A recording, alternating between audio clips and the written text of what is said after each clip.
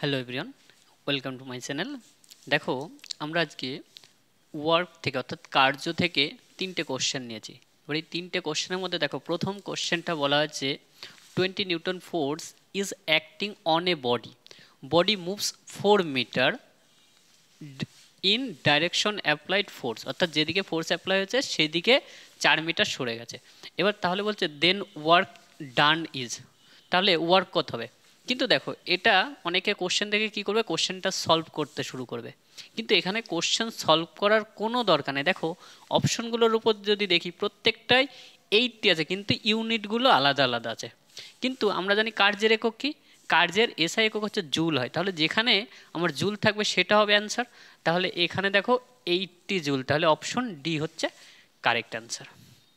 আবার যদি পরের কোশ্চেনটা দেখি, work done by a man standing on a platform holding 10 kg suitcase, অর্থাৎ একজন ব্যক্তি 10 কেজি সুটকেস নিয়ে দাঁড়িয়ে আছে এক জায়গায় স্থিরভাবে, তাহলে সরছে না কোথাও।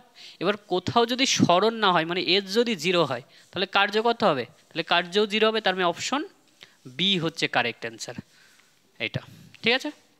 এবার এই যে কোশ্চেনটা বলা আছে, বলছে the work done to increase speed 5 metre per second to 10 metre per second by a car 800 kg আছে, তাহলে বলছে এই যে ওয়ার্ক ডান এটা কত হবে? দেখো, আমরা জানি ওয়ার্ক ডান মানে যে কার্যটা হবে যদি বেগ দিয়ে থাকে সেটা হয় তাদের গতিশক্তির যে পরিবর্তন সেটা সমান হয় কার্য। আমরা জানি গতিশক্তির সূত্র কি, হাফ এম ভি স্কোয়ার, কিন্তু যেহেতু এখানে কার্য বলছি গতিশক্তির পরিবর্তন হবে V1 square minus V2 square.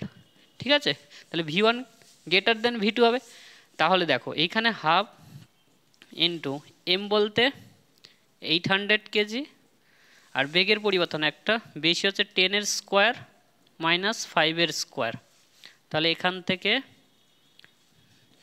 400 into এখানে পাবো 100 মাইনাস 25 মানে 75, তার মানে 30 কে জুল, অর্থাৎ 30 কিলো জুল হবে আমার এই কোশ্চেনটার কারেক্ট অ্যান্সার, অর্থাৎ অপশন এ হবে এখানে কারেক্ট অ্যান্সার। তাহলে এই হচ্ছে আমাদের তিনটে হচ্ছে টাইম অ্যান্ড